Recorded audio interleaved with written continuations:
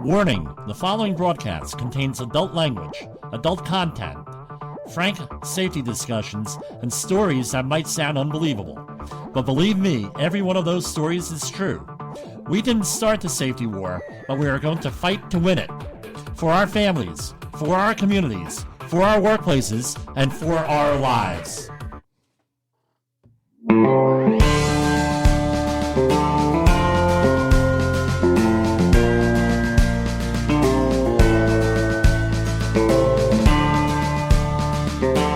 And welcome to Hour 2 of Safety Wars.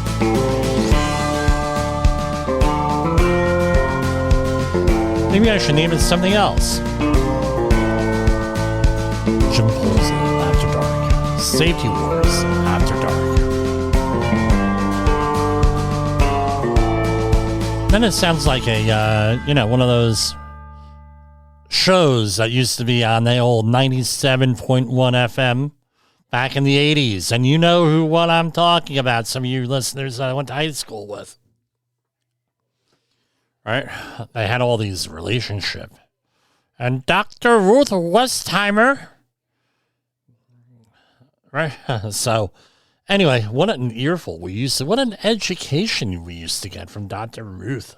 Unbelievable. Anyway. So, what's this Hour 2? Hour 2 is real simple. We talk politics here with everything. Now, so, Hour 1, we're on Safety FM. That's live, and we talk about safety, a little bit of politics when it intersects with safety. But here we basically go on pure politics here for this. Now, I was in a meeting last night with a voter education group, and just as a reminder, I was involved in politics for many years, and I don't endorse any candidates, at least officially on the air, but I do, when they pay me to, go for it. I'm not an apologist for any candidate, but we're about here analysis, Jim's thoughts, Jim's opinions. It's about education. Why did we start doing this recently? Number one, it's important to get in on the beginning of the election cycle. And you're going to say, well, Jim, we just had one in November. Oh, guess what? The election for 2028 started the Wednesday after the election. Regardless of who you voted for, if you like the election turnout, if you like the results, didn't like the results, or ambivalent in the it started the day after the election. We try to take a little bit of a break between then, and I try to get some interest to see. I started this hour too. Let's try to get some interest. Guess what? We got overwhelming. You should have been doing this all the time. Well, okay, when you pay my freaking bills, then you can dictate to me, right, on how we do this. Here. No, we're talking politics. We're not endorsing any one side, but what we want is reason and truth. That's what we're doing here. So we're going to go through some of these here press releases. And again, he's only been in office 2.5 days, essentially. And we're already up to 7 pages. So we're going to do a share screen here of some of this stuff. Oh, hold on. Let's go to commercial break here real quick, and we'll do that when we come back.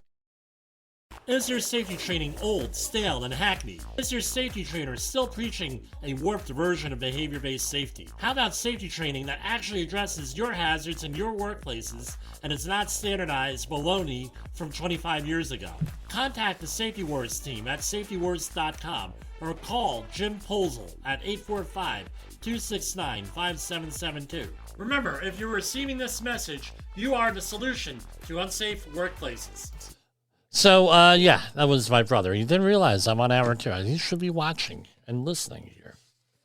What we're going to talk about, and we're going to do a share screen here with this, because we want, this is what happens. We get filters all over the Let's get a filter. Hey, we're going to, no, that's not what this means. No, that's what it means. And we want reality here.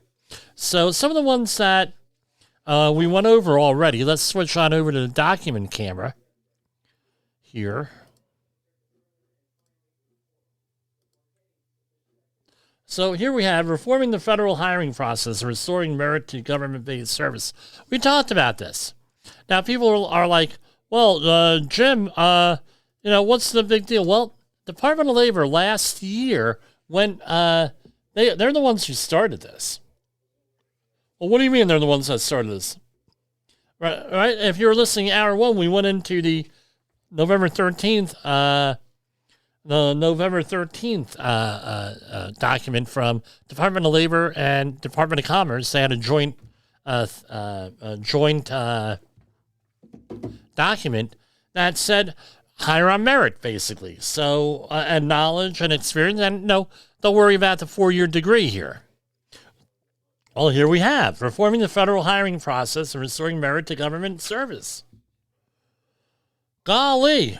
So what the Biden administration was saying everybody should do, Trump is now saying.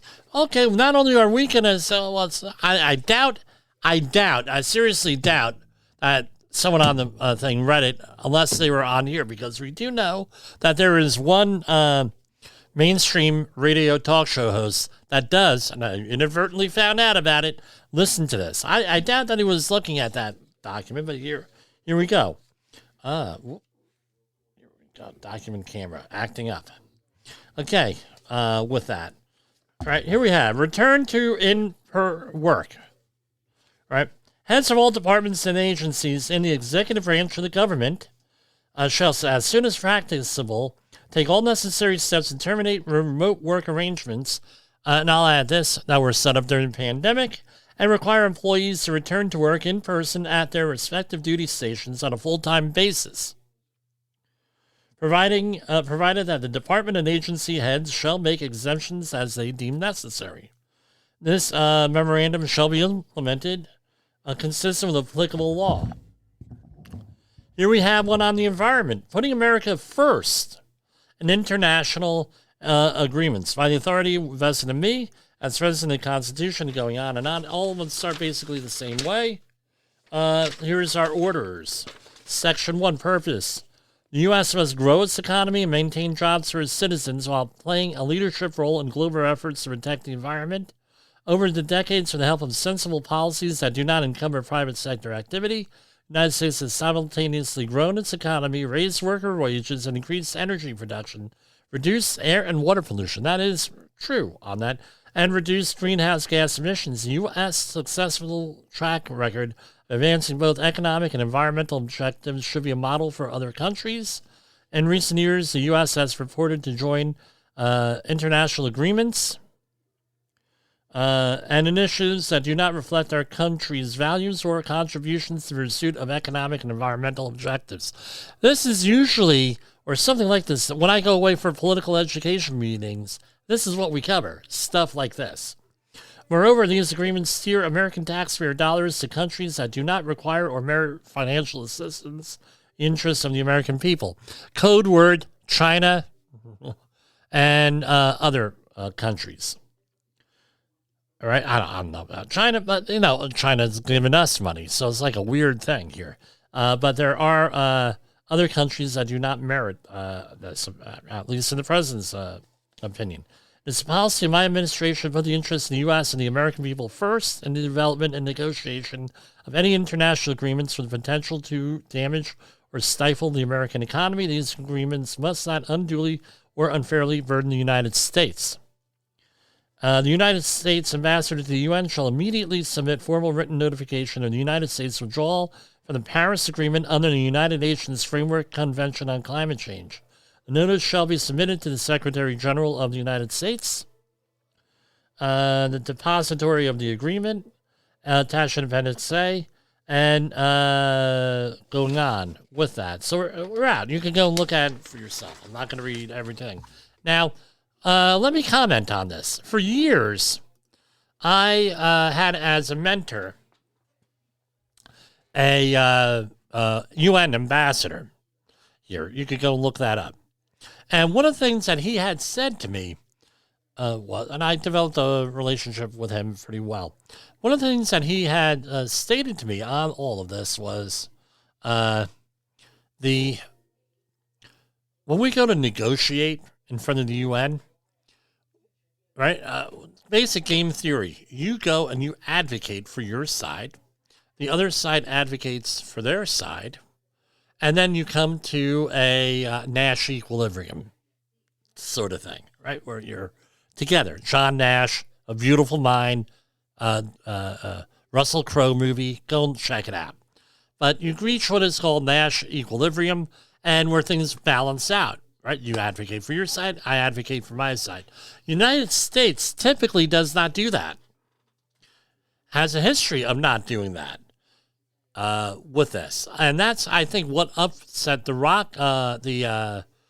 upset the apple cart when Trump came in. Well, hey, he's a negotiator. He knows whether you love him or you hate him, no one's going to deny without looking foolish that the man negotiates. That's what the man does. He negotiates.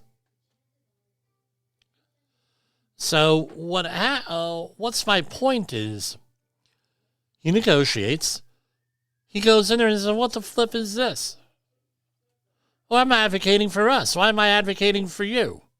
It's like our own ambassadors are not advocating for us. This is how we come up with these lopsided agreements, at least according to my mentor here with this. And that's probably, if I had to guess, it's probably where he's going on this. Right? Here's, let's get the other camera here, right? I'll get our other camera here.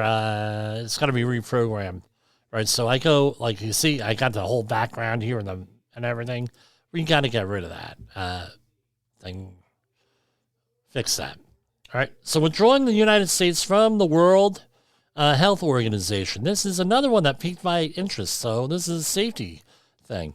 Withdrawing the United Nations from the World Health Organization by the authority vested in me as President of the Constitution, by the Constitution, the laws of the United States of America, it is hereby ordered.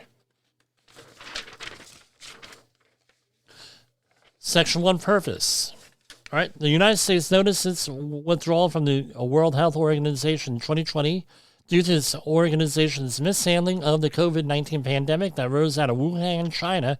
Again, we covered the congressional report on this, and we will cover it again. And that is why Fauci and many others, because of those two congressional reports, got pardons, because they broke the law lying to Congress. You cannot lie to, allegedly, all right, allegedly, according to the document. You cannot go around lying to Congress and it's okay. Can't do that. All right, people go to jail for that. Organizations mishandling COVID-19 pandemic that arose out of Wuhan, China, and other global health crises, its failure to adopt urgently needed reforms, and its inability to demonstrate the independence from the inappropriate political influence of who? Member states, a.k.a. China. That one's definitely China. Did you know that Taiwan is not a member of the WHO because China said, we'll take care of them, they're a breakaway province? Really? So the whole, Taiwanese government, no, they don't get the quote-unquote benefit of WHO. The United States intends to withdraw from the WHO. The presidential letter to the Secretary General of the United Nations signed on January 20th, 2021 that retracted the U.S. decision of July 6, 2020. Notification of withdrawal is revoked. Okay. How's that going to, I don't know. With a lot of these international agreements here, they are not, they're not equal. Let's face it, they're not equal. They're not equally, we're not equally yoked with anybody here. We're the ones paying for all this stuff. This is the argument here. Again, they knew this was coming. The internationalists out there know and everything. Populism is on the rise, not only in the United States, but now it's gone into Canada. It's gone into Western Europe. Eastern Europe, forget about it. Populism has been there. and they can't read the tea leaves. And I think this is what's really upset the apple cart with everything. Well, right, because they wanted to get that, and I'm not the first one to say this, but I thought about this way since at least 1992 here, my entire adult life, where they really are, there's other stuff going on here outside of the government with a lot of these international groups. I'm sorry, you know who they are.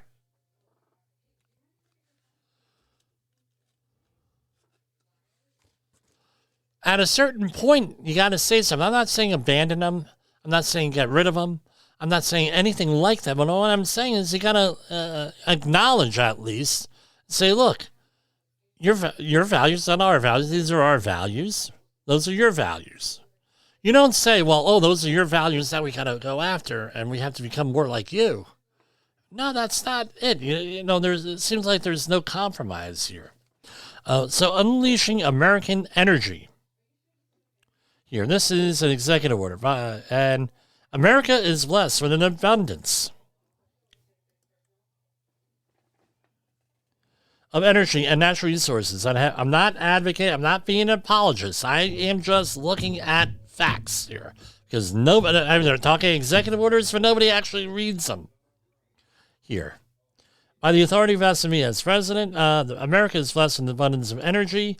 In recent years, burdensome and ideologically motivated regulations have impeded the development of these resources, limited the generation of reliable and affordable electricity, reduced job creation, and inflicted high energy costs upon our citizens.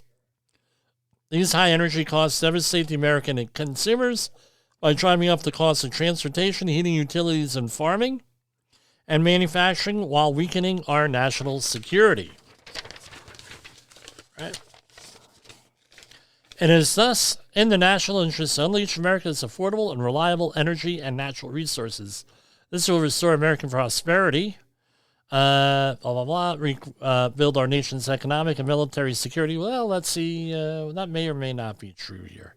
Let's see what happens here.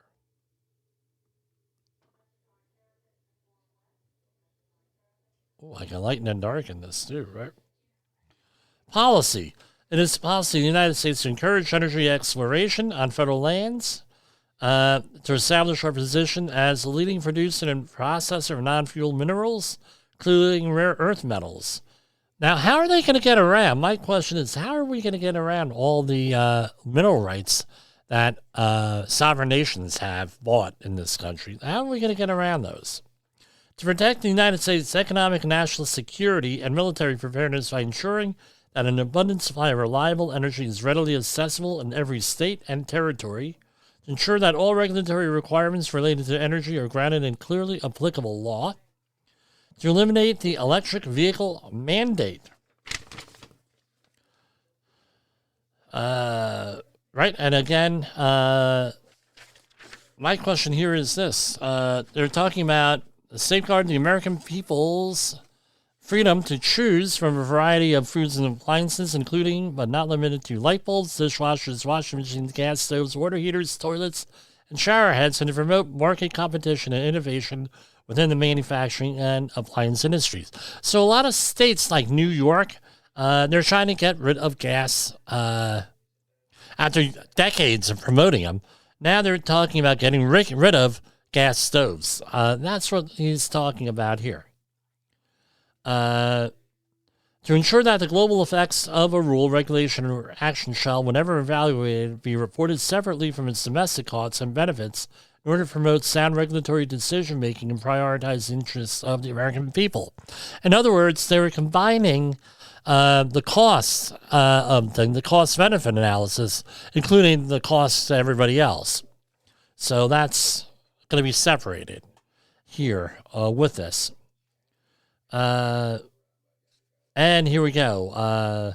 Immediate review of all agency actions that potentially burden the development of domestic energy resources.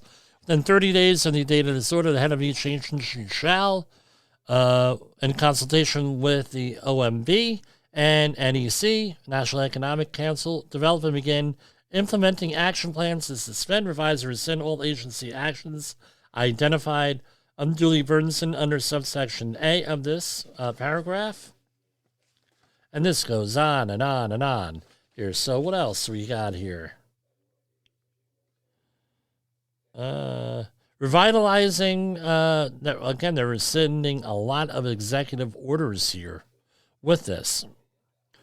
Here, related with basically all this environmental stuff, all these executive orders. Now, let's talk about this for a second. With these executive orders, this is the problem with ruling by executive order. Well, Jim, what do you mean? What do you mean? What do you mean? Well, if you're going to continue to rule by executive order, and President Trump, believe me, they're paying attention to this on the other side. When one of their people gets in, what do you think is going to happen?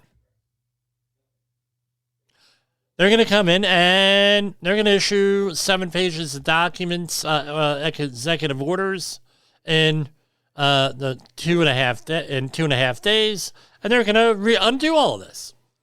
The other thing that's there, and if you're going to be in Congress, I'm going to suspect that they're going to use some of this stuff as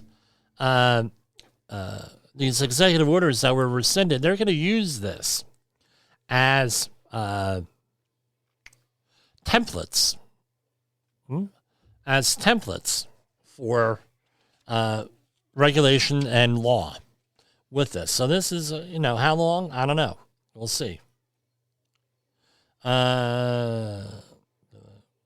All actions, programs, and operations associated with the American Climate Corps, including actions taken by any agency, shall be terminated immediately.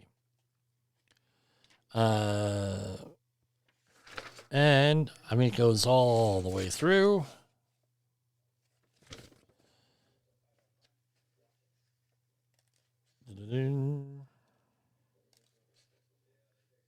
Again, a lot of stuff rescinded on here. With this, and accuracy in environmental assessments. Is that what this is?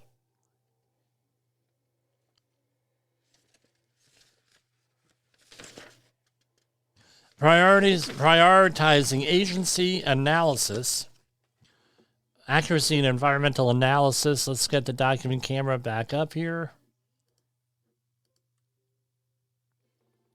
And the all federal permitting agitations or regulatory process, all agencies shall adhere to only the relevant legislative requirements for environmental considerations, and any considerations beyond these requirements are eliminated. So, in other words, if Congress wants this stuff put back, they're going to have to put it back with this. Now, again.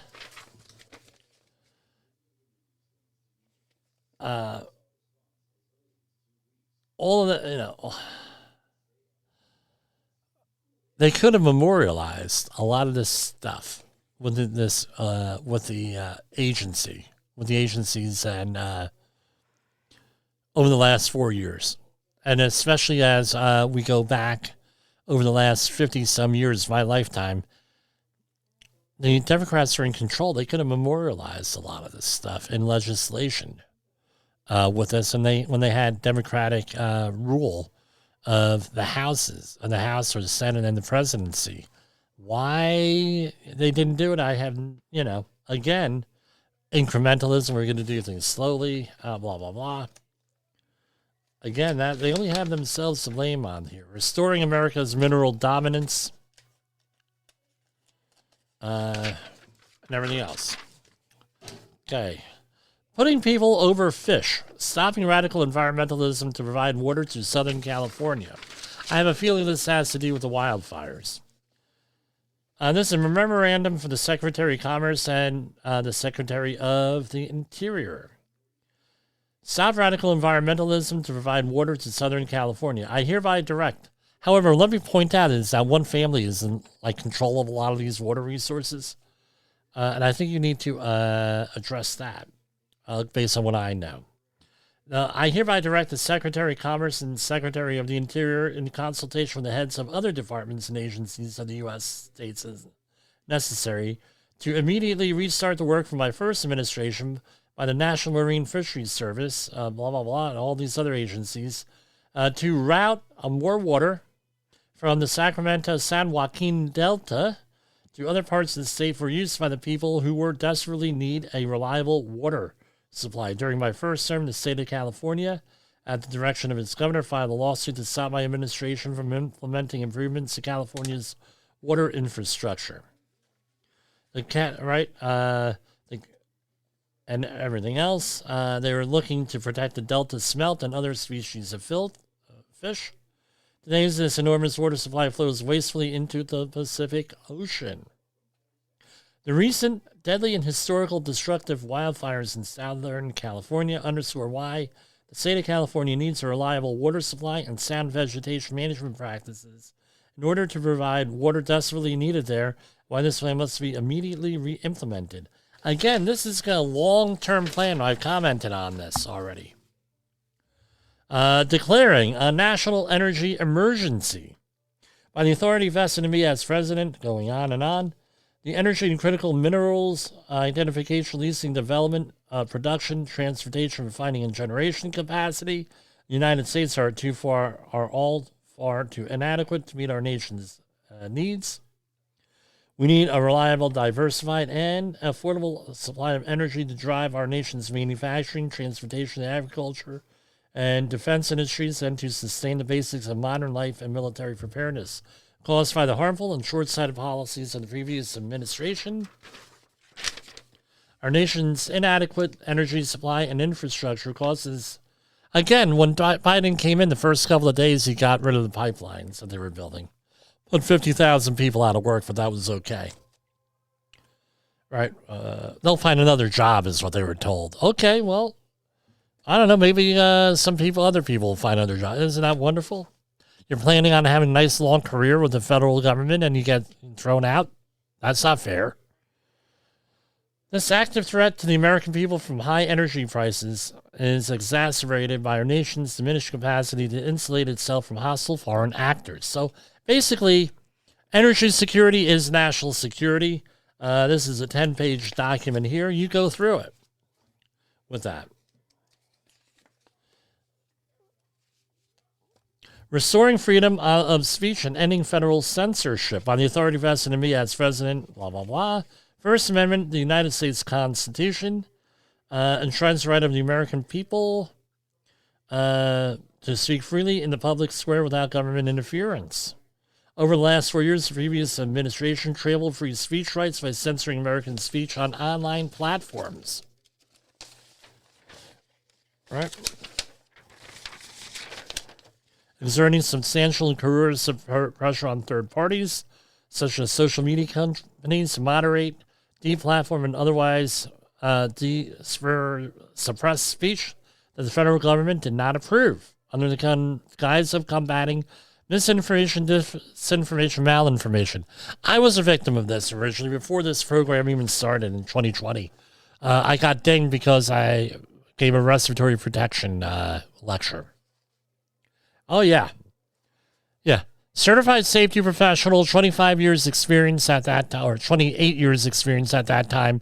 And someone from Facebook complained because they saw something on TikTok, probably. All right. Again, double check all this. This is why I don't go into too much commentary. I read mostly these documents on the air. Again, protecting the rights of free speech. And Zuckerberg has already changed the policy of that, right, on his platforms. All right, going on. Restoring accountability to policy influencing positions within the federal workforce. Purpose. United States Article 2 of the United States Constitution vests the President with the sole and exclusive authority over the executive branch, including the authority to manage the federal workforce and ensure effective execution of the federal law. So James Jr., you're doing this in social studies here. This is what it is right here, right? Only 41% of civil service supervisors are confident they can remove an employee who engaged in insubordination or serious misconduct. Even fewer supervisors are confident that they can remove an employee for poor performance. Here. Oh, wasn't that like on, maybe I should have talked about this around 20 minutes ago. November 13, 2024, DOL issued a this on this, right? I guess they weren't talking about themselves.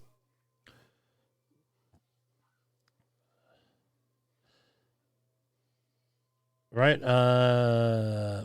Accountability is essential. And basically, they're making this easier to fire people and discipline them in the federal workforce. Now, here we have two things here. No, this one is actually pretty funny here. With it, now you got to giggle over this, but they already started. It's already entered the vernacular and the colloquialism. Changing the names of, renaming of Mount McKinley, President William McKinley, blah, blah, blah, and everything, the Spanish-American War. They named the mountain out of him. Right, and it gives the whole history here, and this is pretty interesting if you're into the history. The secretary shall, they renamed it, and reinstate the name Mount McKinley from Denali, I guess it was. I didn't know that they really changed the name here. Got by me. Here, so it changes it from whatever it is to back to Mount McKinley. I didn't know that they changed it. I don't know. No, it's...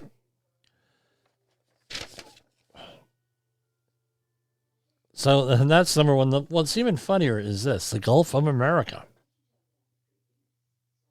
Right? The part, so the national parks surrounding the area shall retain the name Denali National Park and Preserve. The Secretary will work with this. Basically they're going to work. The Secretary of the Interior shall work with the Alaska Native entities and state and local organizations to adopt names from landmarks to honor the history and culture of the Alaskan people. Section 4, Gulf of America. The area formerly known as Gulf of Mexico has long been an integral asset to our once burgeoning nation. It has remained an indelible part of America. The Gulf was a critical artery for going on and on and on, 1,700-mile coastline, and it is going to be called the Gulf of America. Pretty funny when you consider that, right? Now, here's another one. Now, these other two here, right? Protecting American people against invasion here. Again, this is with the border that they're dealing with. Basically, enforcing immigration laws and everything else. That's been covered time immemorial on other programs. But here's the big one here. Right? I only heard, and I mentioned this on social media.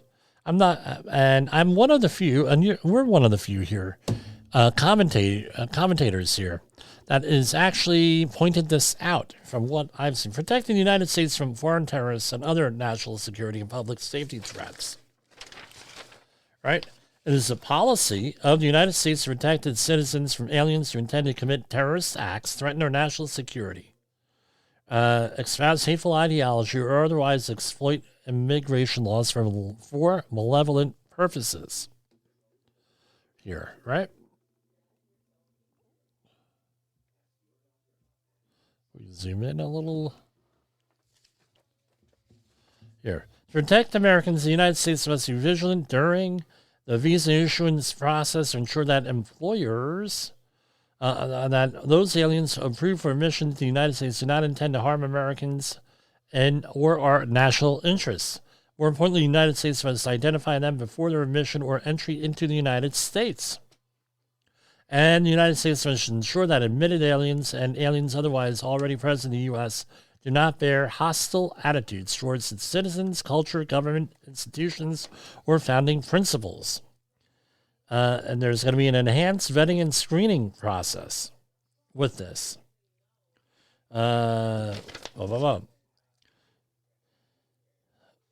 Okay. Within 60 days of the data, so the Secretary of State, the Attorney General and Homeland Security, Secretary of Homeland Security, and the Director of National Intelligence shall jointly submit to the President, right, identifying countries throughout the world for which vetting and screening information is so deficient as to warrant a partial or full suspension on the admission of nationals from those countries. Identifying how many nationals from those countries have entered or have been admitted into the United States on or since January 20th, 2021, and any other information, deemed relevant. When information as identified was for the exclusion or removal of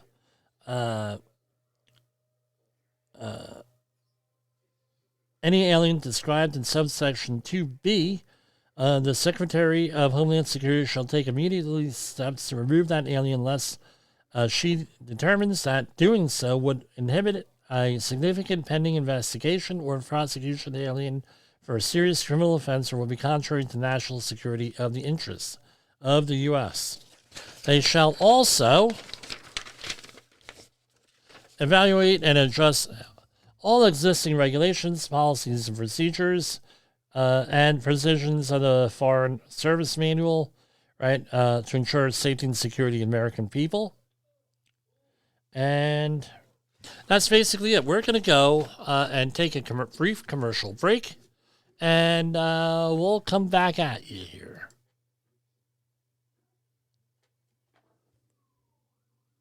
Is your safety training old, stale, and hackneyed? Is your safety trainer still preaching a warped version of behavior-based safety? How about safety training that actually addresses your hazards in your workplaces and is not standardized baloney from 25 years ago? Contact the Safety Wars team at safetywars.com or call Jim Posel at 845-269-5772. Remember, if you're receiving this message, you are the solution to unsafe workplaces. In an unpredictable world, one voice rises above the chaos. Meet Jim Polzo, a seasoned safety expert who's navigated through some of the most dangerous scenarios, from anthrax, explosive cleanups, disasters, and numerous environmental cleanups, and lived to tell the tale. Now he's bringing his wealth of knowledge, insights, and experiences to you through Safety Wars. From workplace hazards to the hidden dangers in your own home, Jim covers it all with his engaging storytelling. Safety Wars isn't just a podcast, it's your guide to a safer world. Join Jim Posel and become part of the Safety Wars revolution. Available on Spotify, Apple Podcasts, YouTube, and wherever you get your podcasts and videos. Safety Wars. Your safety is our mission. All right, so I have the whitehouse.gov webpage. Again, this is all copyright-free, open source, and everything else. And again, just peruse through it. This is page 6. President Trump designates chairman and acting chairman, flying the flag in the inaugural address. Initial rescissions of harmful executive orders. We covered some of this. Ending the weaponization of the federal government. Again, that was a very in-depth congressional report that documented that whole thing. Regulatory freeze pending review. Do not propose or issue any rule in any matter, including by sending the rule to the office of the Federal Register until a department or agency head appointed and designated by the President afternoon on January 2025 reviews and approves the rule. So I guess that would include all the like the heat stress rule and everything else being on hold. That's how I am reading this here with this. So that impacts safety and a couple of other things. There's a hiring freeze, except for some appointments and some other related stuff. America First trade policy. Memorandum to resolve the backlog of security clearances for executive office and the president personnel. Declaring a national emergency at the southern border of the United States. So let's click on that one. American sovereignty is under attack. Our southern border is overrun by cartels, criminal gangs, known terrorists, human traffickers, smugglers, unvetted military-age males from foreign adversaries, and illicit narcotics, and harm Americans. Going on. Murders from cartels, criminal gangs. Cartels have begun seizing control over parts of cities, also in the United States. Here, attacking our most vulnerable citizens and terrorizing Americans beyond the control of local government. I'm thinking the one in Aurora, Colorado, that apartment building. The assault on the American people and integrity of America's sovereignty borders represent a grave threat. Because of the gravity and emergency, this present danger and imminent threat is necessary for the armed forces to take all appropriate action to assist the Department of Homeland Security in obtaining full operational control of the southern border. Now, therefore, hereby declare a national state of emergency at the southern border exists, meaning that it was, right, hereby declare that a national emergency exists. I've gotten into a debate with somebody else on what this means. When it says exists, it means that there already was one, right? Versus it now exists, meaning today. It exists, meaning it before this order there was already an emergency. To provide additional authority to the Department of Defense to support the federal government's response to the emergency at the southern border, I hereby declare no armed services. The Secretary of Defense or Secretary of each relevant military department as appropriate. Going on and on. Physical barriers. They're going to build the wall. Unmanned aerial systems in there. And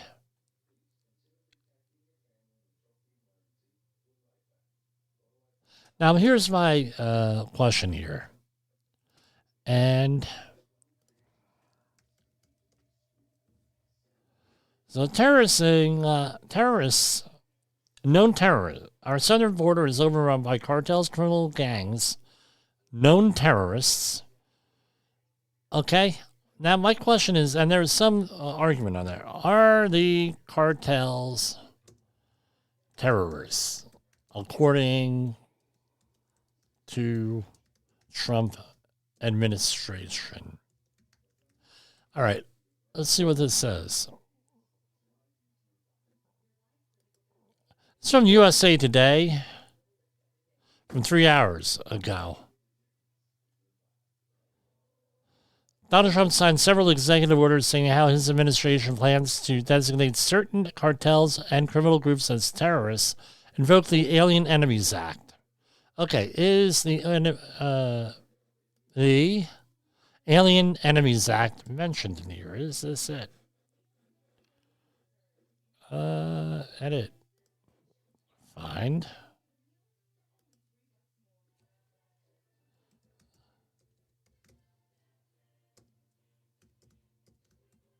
No, it must be another executive order, not in here. If that is true, here, okay, we're just scrolling through here, see if anything came up. Clarifying the military's role in protecting the territorial integrity of the United States.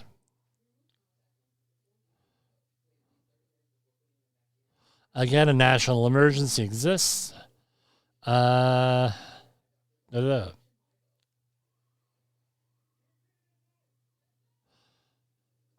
no later than 10 days from the effective date of this order delivered to the President a revision to the Unified Command Plan that assigns the United States Northern Command, U.S. NORTHCOM, the mission to seal the borders and maintain sovereignty and territorial integrity on here.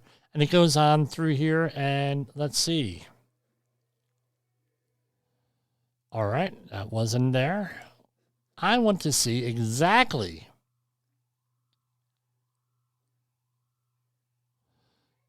here it is. Protecting the United States from, this is probably what it is. Again, the same thing that we stated here.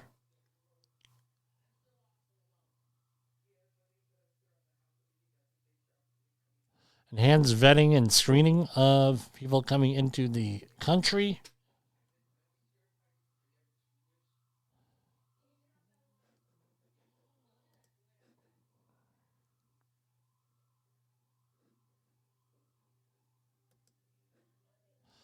Again, here's another environmental one. We just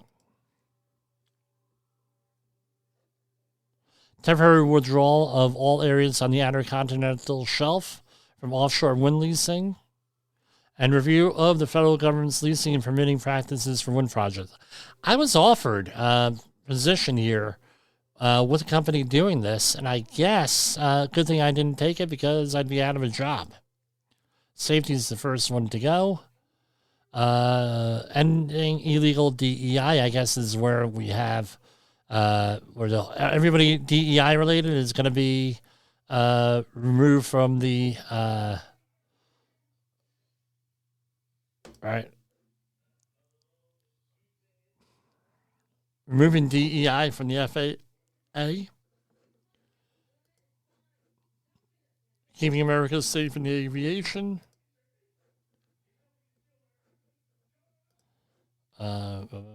Guaranteeing the state's protection against invasion.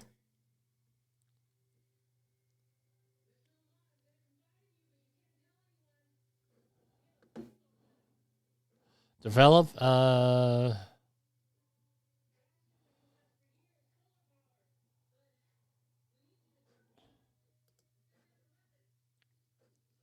designating cartels. Here we go. And other organizations as foreign terrorist organizations. Now, this is what the problem here is.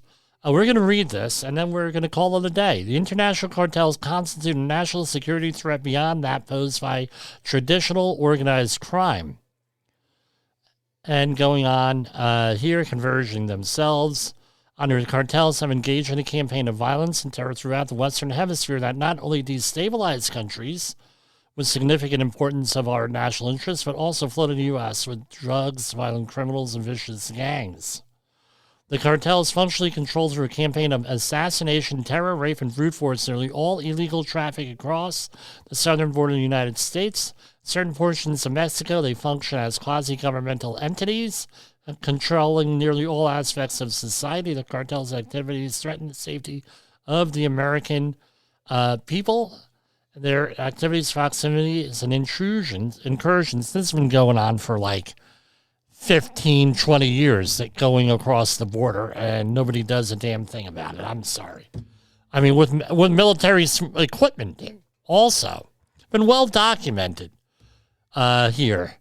Not necessarily recently, but it's been well documented. I talked to people who have been on the southern border, and the military has always had a presence there. Here. Going on, transnational, right? So this is what the problem is here with this executive order here. And